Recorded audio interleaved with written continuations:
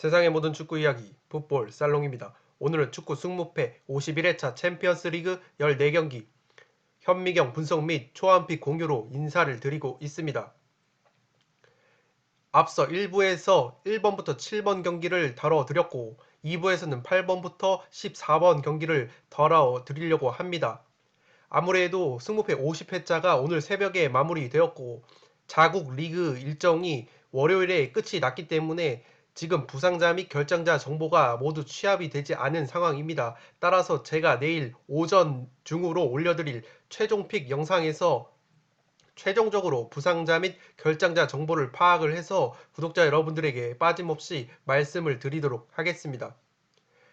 아무래도 50회차 당첨 금액이 2월이 됐기 때문에 51회차 같은 경우에는 풀 베팅까지도 염두에 두고 있는 상황입니다. 그렇기 때문에 풋볼살롱의 51회차 현미경 초안픽 공유에서는 풀 베팅액을 기준으로 어떤 경기가 투포를 잡을 만한 경기인지 또한 이변이 나올 것인지를 중점적으로 뉘앙스를 먼저 파악을 하고 내일 오전에 최종픽 영상에서 부상자 및 결정자 자료를 총합을 해서 최대한 베팅 액수를 줄이는 쪽으로 가닥을 잡도록 하겠습니다. 8번 경기 같은 경우에는 크라스 노다르 대 스타드 렌의 경기인데 1차전에서는 두 팀이 무승부를 거뒀습니다. 1대1 무승부를 거뒀었는데 당시에 렌 사이드를 보시는 분들이 많았었고 그렇기 때문에 1대1 무승부가 굉장히 투표율이 낮았던 역배 픽이었습니다. 크라스 노다르 같은 경우에는 최근에 1승 4패 모든 대회에서 1승 4패 하락세에 빠졌고 렌 역시도 지금 자국 리그에서 그리고 챔피언스 리그 통틀어서 5경기째 승리가 없는 상황입니다. 4연패를 거뒀었는데 직전에서 그래도 1 무승부를 거두면서 승점을 챙기기는 했는데 양팀 모두 지금 자국 리그와 챔피언스 리그에서 굉장히 좋지 않은 모습을 보여주고 있습니다. 크라스 노다르와 렌은 이미 16강 진출이 좌절이 된 상황입니다. 이미 같은 조에 첼시와 세비야가 1등, 2등으로 16강을 확정을 한 상황이기 때문에 이 크라스 노다르와 렌이 지금 승점 1점으로 3등, 4등을 달리고 있는데 이 두 팀 같은 경우에는 그래도 3위 대결을 펼쳐야 합니다. 3위까지 유로파리그 티켓이 주어지죠. 조별리그 16강에 떨어졌다고 해도 1등과 2등이 16강에 올라가고 3등으로 만약에 조별 예선을 마칠 경우에는 챔피언스리그 조별 예선 3위 팀이 유로파리그로 떨어지기 때문에 이 3등까지는 충분히 동기부여가 있는 상황입니다.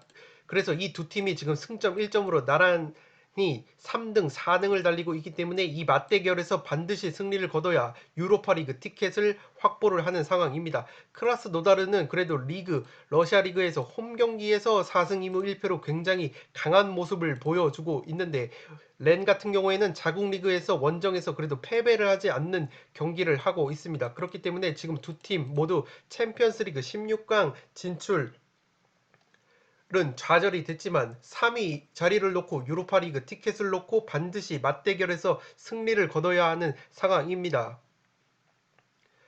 그래도 저는 단통 사이드를 보라고 한다면 최근에 스타드 렌과 크라스 노다르가 굉장히 박빙인 승부를 벌이고 있기 때문에 지금 크라스 노다르가 그래도 홈에서 좋은 모습을 보여주고 있고 최종전은 지금 첼시 원정이기 때문에 그리고 렌 같은 경우에도 최종전이 세비야와의 경기이기 때문에 반드시 이 경기에서 승리를 거둬야 조 3위가 유력해지는 상황입니다. 그렇기 때문에 첼시와 세비야를 꺾기에는 조금은 버거운 면이 두 팀이 모두 있기 때문에 반드시 이번 경기에서 3위 자리를 확보를 하려고 하겠죠. 그렇기 때문에 두 팀이 난타전을 벌일 것 같고 무승부로는 만족을 할 수 없을 것 같습니다. 그렇기 때문에 승패가 갈릴 것 같고 이 경기는 지금 여유가 되신다면 투포를 잡는 것을 추천을 드리고 그래도 단통 사이드를 본다면 의외로 크라스 노다르 쪽이 조금은 유력해 보이지 않나 싶습니다. 크라스 노다르가 그래도 세비야와의 2연전에서 아쉽게 패배를 거뒀었던 게 점이 있고 크라스 노다르가 지금 러시아 팀들이 홈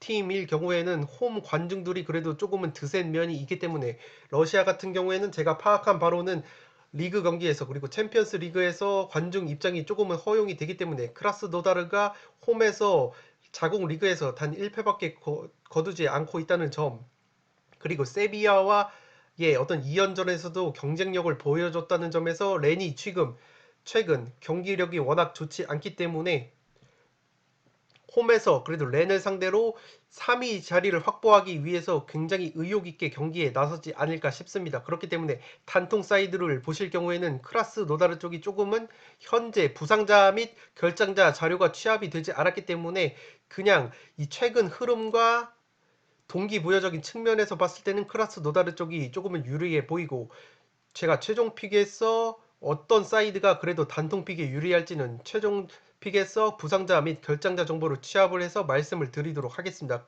그래도 이 경기 같은 경우에는 두 팀 모두 3위 유로파리그 티켓이 걸린 3위 대결을 펼치고 있다는 점에서 충분히 양 팀 모두 승리를 노릴 것이라고 보이기 때문에 구조적으로 승패 투포를 잡는 것이 조금은 안정적이라고 보여집니다.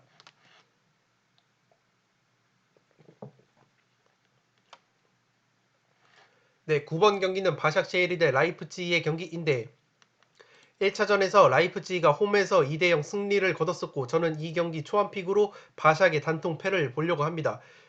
그렇지만 제가 가로로 써놨는데 여유가 있으시다면 무승부까지 조금은 받쳐볼 만한 게, 라이프치히가 올 시즌에 분데스리가에서 홈 경기에서는 전승을 거두고 있는데 원정에서는 1승 2무 1패로 굉장히 화력도 떨어지고 승률이 저조한 편입니다. 챔피언스 리그에서도 지금 원정에서 약한 모습을 보여주고 있는데 원정에서 2패를 당했었고, 홈에서는 2승을 거뒀을 정도로 홈과 원정에서 경기력 편차가 조금은 나는 것이 라이프치히입니다. 반면에 바샥쉐히르 같은 경우에는 홈에서 챔피언스리그 맨유를 상대로 승리를 거뒀었을 만큼 그래도 자국 리그와 챔피언스 리그에서 홈에서는 그래도 경쟁력을 보이는 팀이기 때문에 여유가 있으시다면 이변픽으로 무승부까지 조금은 받쳐볼 만한 경기이지 않을까 싶습니다. 더욱이 라이프치히 같은 경우에는 이 챔피언스 리그도 중요하지만 이 챔피언스 리그 이후에 주말에 펼쳐지는 분데스리가 경기에서 1위인 바이에른 뮌헨을 상대하기 때문에 지금 2위를 달리고 있는 라이프치히가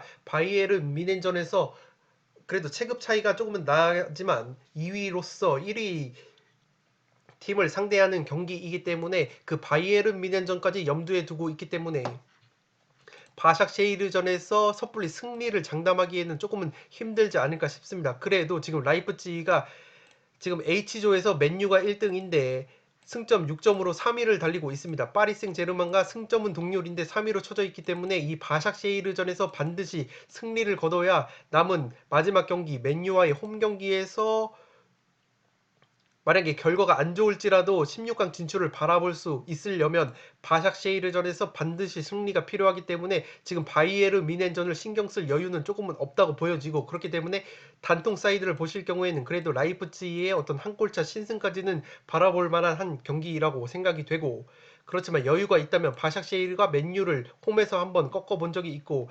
바샥쉐히르의 특징이 그래도 한때 잘 나갔던 왕년에 잘 나갔던 선수들이 대거 포진을 했습니다. 그렇기 때문에 노련미가 상당히 있는 팀이고 자국 리그에서는 그래도 홈에서 굉장히 좋은 모습을 보여주는 팀이기 때문에 이변을 노리신다면 무승부까지도 최대 받쳐보시는 것도 나쁘지 않은 선택이 될 수 있다고 보여집니다. 이 경기 같은 경우에도 제가 최종픽에서 부상자 및 결장자 정보를 조금 파악을 해서 픽에 도움을 드릴 수 있도록 하겠습니다.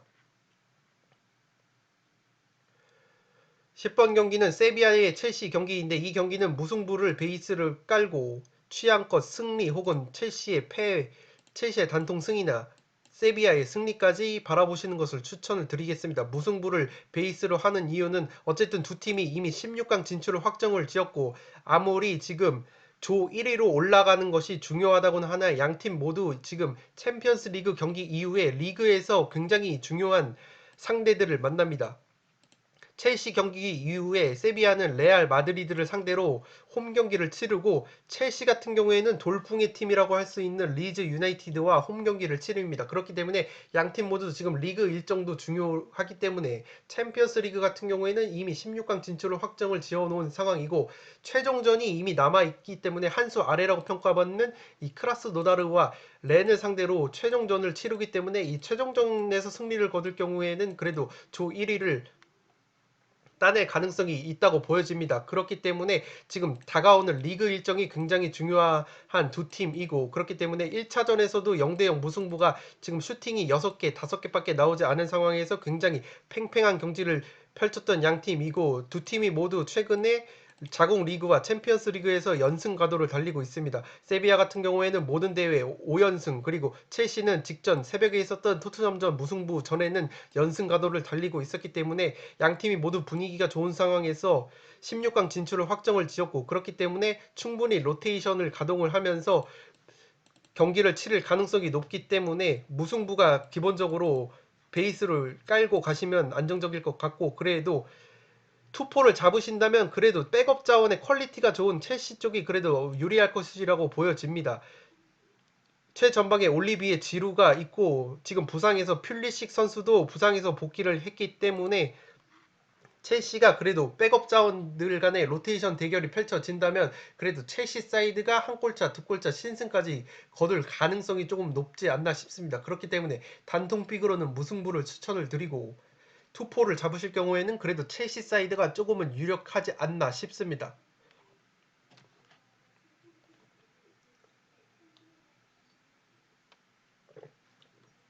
네, 11번 경기는 도르트문트 대 라치오의 경기입니다. 1차전에서는 라치오가 의외로 승리를 3대1로 거두면서 이변 픽이었죠.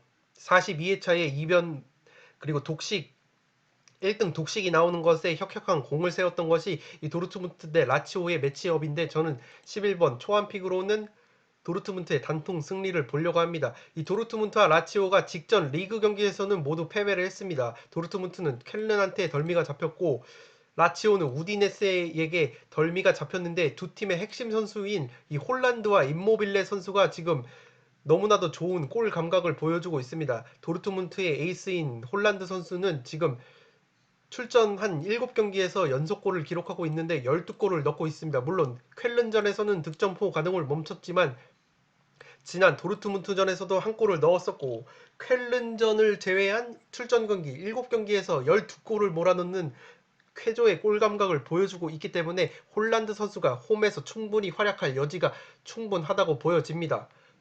라치오 같은 경우에는 라치오의 에이스 임모빌레 선수가 6경기 연속골을 기록을 하고 있고, 직전 우디네세전에서도 페널티킥으로 골맛을 넣기 때문에 더욱이 지난 도르트문트와의 홈 경기에서 3대1로 승리를 거뒀을 때 1골 1도움을 이 임모빌레 선수가 올렸습니다. 임모빌레 선수가 도르트문트에서 기대를 갖고 영입을 했었는데, 도르트문트에서 기대 이하의 활약을 보이면서 임대 생활을 전전하다가 라치오로 쫓겨온 느낌이기 때문에 이 친정팀을 상대로 비수를 갈아서 좋은 경기를 펼칠 것이라고 제가 42회차 때 예측을 드렸었는데, 그 임모빌레 선수가 이번에도 도르트문트를 상대로 조금은 활약할 여지가 충분하다고 보여지지만, 1차전 맞대결 같은 경우에는 도르트문트의 주축 수비수들이 부상으로 대거 빠졌었습니다. 그렇기 때문에 라치오가 승리를 거두는데 조금은 수월한 면이 있었고, 도르트문트가 그래도 수비진의 공백이 조금은 메워졌기 때문에 더욱이 홀란드 선수가 홈에서 강한 모습을 보여주고 있고, 올 시즌 도르트문트가 홈에서 그리고 원정에서 무승부가 없습니다. 자국 리그에서 무승부가 없는 경기를 하기 때문에, 그리고 두 팀이 지금 조 1위를 다투고 있기 때문에 라치오 역시 자국 리그에서 원정에서 무승부가 없습니다. 그렇기 때문에 양 팀 모두 무승부를 하지 않는 경기 특성이 있고, 두 팀 모두 지금 승점 1점 차이로 조 1위를 다투고 있는 상황이기 때문에 상당히 난타전 양상이 벌어질 것 같고, 그 난타전 양상 속에서 그래도 홀란드 선수가 있는 도르트문트가 홈 극강 포스를 보여주면서 라치오에게 승리를 거둘 가능성이 조금은 높다고 보여집니다. 그렇기 때문에 단통 사이드를 보신다면 도르트문트 사이드가 유리할 것 같고, 이 경기는 폴더에 여유가 되신다면 라치오의 승리까지 승패 투포를 잡아보시는 것도 굉장히 좋은 픽이 될 수 있을 것이라고 생각이 됩니다. 이 경기 역시 최종 부상자 및 결장자 정보를 취합을 해서 최종 픽에서 말씀을 드리도록 하겠습니다. 12번 경기는 브리에 대 제니트의 경기인데, 1차전 이 경기가 제니트의 홈 경기였는데 이 경기 역시 브리에가 의외로 승리를 거두면서 이변 픽이었죠. 2대1로 브리에가 승리를 거뒀었는데, 제니트의 특징이 홈에서는 굉장히 강한 모습을 보여주는데 원정에 가면은 화력이 굉장히 떨어지는 모습을 보여줍니다. 그래도 러시아 리그에서는 원정에서 패배를 하지 않는 모습을 보여주고 있는데, 챔피언스 리그에서는 원정만 가면 약해지는 것이 제니트라고 보시면 되겠습니다. 원정 경기 도르트문트 그리고 라치오를 상대로 원정 경기에서 모두 패배를 거뒀었고 브리에에게는 홈에서도 패배를 당했던 전적이 있기 때문에 브리에가 그래도 리그 홈 경기 그리고 원정 경기에서 둘 다 좋은 모습을 보여주는 팀이기 때문에 브리에가 제니트를 상대로 홈에서 좋은 경기를 펼칠 수 있지 않을까 싶습니다. 그렇기 때문에 저는 초안픽으로 브리에의 단통 승리를 보려고 하지만 이 경기 같은 경우에는 그 어떤 경기보다 부상자 및 결정자 파악이 중요할 것으로 보입니다.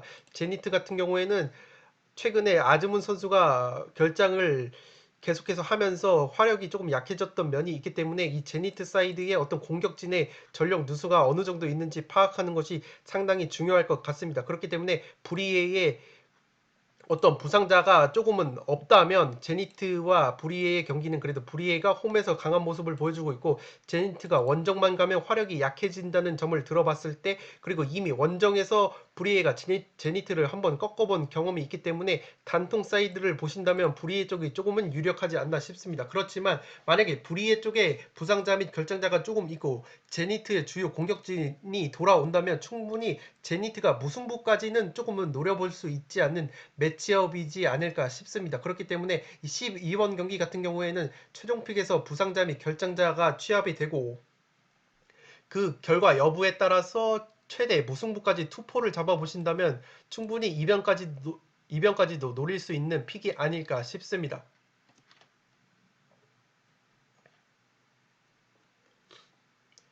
네, 13번 경기는 페렌츠바 대 바르셀로나의 경기인데 이 경기는 페렌츠바의 단통패, 바르셀로나의 단통 승리를 보도록 하겠습니다. 바르셀로나가 이미 16강 진출을 확정을 지었기 때문에 아직 1위는 확정을 짓지 않았기 때문에 16강을 확정한 상황에서 유벤투스와 1위 대결을 펼치게 됐습니다.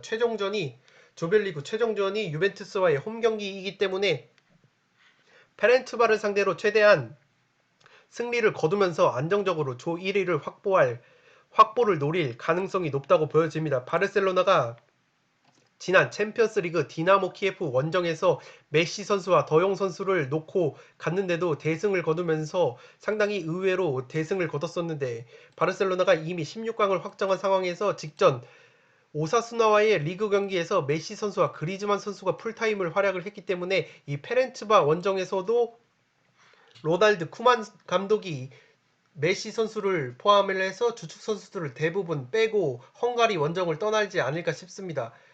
돌아오는 리그 경기에서 승격팀 카디스와 경기를 치르기 때문에 이 카디스가 승격팀이기는 해도 올 시즌 라리가에서 굉장히 복병으로 통하고 있죠. 그렇기 때문에 이 카디스 원정까지도 준비를 해야 하는 바르셀로나이기 때문에 이미 16강을 확정한 상황에서 힘을 대거 뺄 것으로 예상이 됩니다. 그렇지만 힘을 대거 빼서 원정을 떠난다고 하더라도 디나모 원정에서도 메시 선수가 빠진 상황에서 굉장히 백업 선수들이 디나모를 압도한 경험이 있기 때문에 이 페렌츠바를 상대로도 백업 선수들이 굉장히 좋은 경기를 펼칠 것이라고 보여집니다. 이미 페렌츠바 같은 경우에는 16강 진출이 좌절이 된 상황인데 그래도 디나모 키예프와 지금 3위 자리를 놓고 대결을 하는 구도이고 지금 승점 1점으로 동료를 이루고 있기 때문에 페렌츠바가 그래도 홈에서 극강인 모습을 보여주고 있습니다. 그렇기 때문에 바르셀로나를 상대로 그렇게까지 의욕이 떨어진 모습은 보이지 않을 것 같고 페렌츠바 역시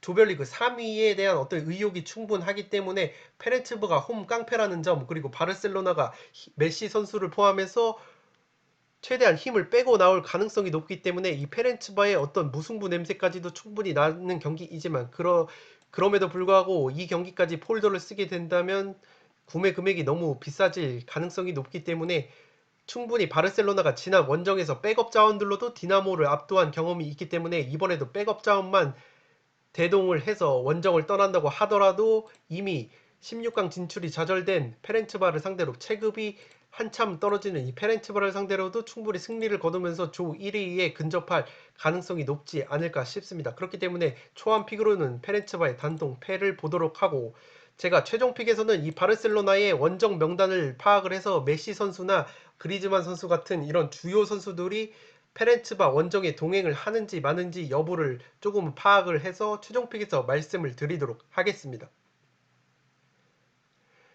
네, 51회차 마지막 경기는 맨유와 PSG의 경기이고 저는 이 경기 승패 투포를 가려고 합니다. 맨유가 1차전 원정에서는 의외로 PSG를 상대로 2대1 승리를 거뒀었고 PSG 같은 경우에는 당시에 에이스라고 볼 수 있는 네이마르, 음바페, 디마리아가 총 출격을 했음에도 맨유에게 승리를 거두지 못했습니다.